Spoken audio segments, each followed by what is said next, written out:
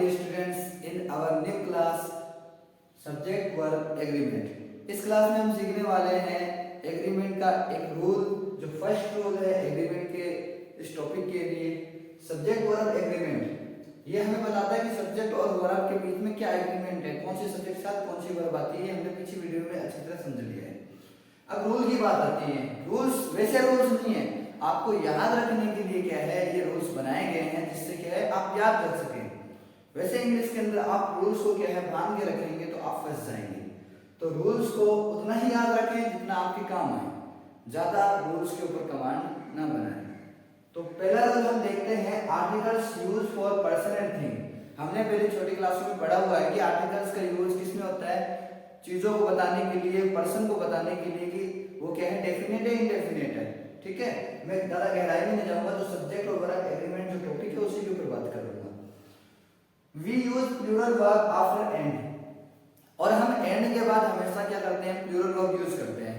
And मतलब दो चीजें आ गई, एक से ज्यादा चीजें आ गई तो वर्ब कौन सी आएगी, प्लूरल आएगी। लेकिन कुछ रूल आगे आएंगे जो एंड को भी क्या है बताएंगे कि एंड के साथ सिंगुलर वर्ब भी आती है। कैसे आती है वो आगे देखेंगे।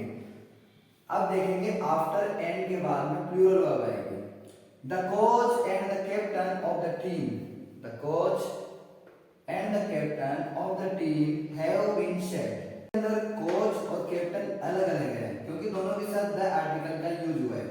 हमने अभी पढ़ा है कि आर्टिकल क्या है, हमें अलग अलग पर्सन और अलग अलग थिंग के बारे में बताते हैं। The coach and the captain of the team have been said, team के कोच को और कैप्टन को दोनों को क्या कर दिया गया है, सेड निकाल दिया गया है। तो यहाँ पे हमने प्लूरल वर्ब यूज करी क्योंकि यहाँ पे कैप्टन और कोच अलग अलग है। जब एक से ज्यादा चीजें होती हैं हम इतना सेंस रखते हैं कि प्लूरल वर्ब यूज करते हैं। उसके बाद the director and the producer have arrived, director और प्रोड्यूसर आ चुके हैं। तो यहाँ पे डायरेक्टर अलग है और प्रोड्यूसर अलग है। समझ में आ रही बात। तो यहाँ पर हम सीखते हैं कि एंड जब आता है और दोनों के साथ, एंड से पहले और एंड के बाद नाउन के साथ आर्टिकल यूज हो रहे हैं तो हम प्लूरल वर्ब यूज करते हैं। यानी इसी पॉइंट को मैंने यहाँ आपके याद करने के लिए लिख दिया है। जब सेंटेंस में आर्टिकल्स एंड से पहले और बाद वाले नाउन के साथ आए तो प्लूरल वर्ब लगाते हैं। तो हमने ऐसा ही तो किया है, पहले वाले और बाद वाले, एंड से पहले और बाद वाले के साथ हमने द आर्टिकल का यूज किया तो हमने वर्ब भी प्लूरल की। उसी तरह the director and the producer, दोनों में सब्जेक्ट क्या है हमारे, आर्टिकल्स के साथ है और बीच में कौन है, एंड है।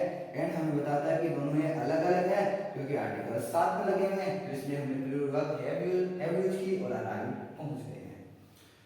ये बात मैंने बता दी। उसके बाद हम थोड़ा सा एक पॉइंट लेके चलते हैं जो हमें इस रूल को ठीक से समझने में मदद करेगा।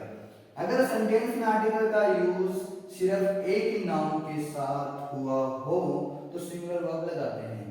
अगर मैं इसका द हटा दूं तो हम यहाँ पे वर्ब सिंगुलर यूज करेंगे। The coach and captain of the team, यानी कोच भी एक ही और कैप्टन भी एक ही व्यक्ति की बात की जा रही है, इसलिए वर्ब क्या आएगी, सिंगुलर आएगी।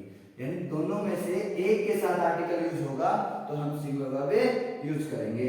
उसी तरह the director and the producer, इसका द हटा दें तो वर्ब क्या आ जाएगी, सिंगुलर आ जाएगी और दोनों चीज क्या होंगी, यानी दोनों पर्सन एक ही होंगे, डायरेक्टर और प्रोड्यूसर एक ही होगा।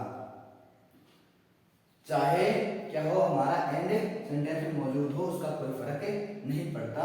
हमारा फर्क पड़ेगा तो जो आर्टिकल्स का पड़ेगा। मैं उम्मीद करता हूँ कि इस वीडियो से आप इस रूल को सीख चुके होंगे। अगर वीडियो अच्छी लगे तो आगे शेयर जरूर कीजिए।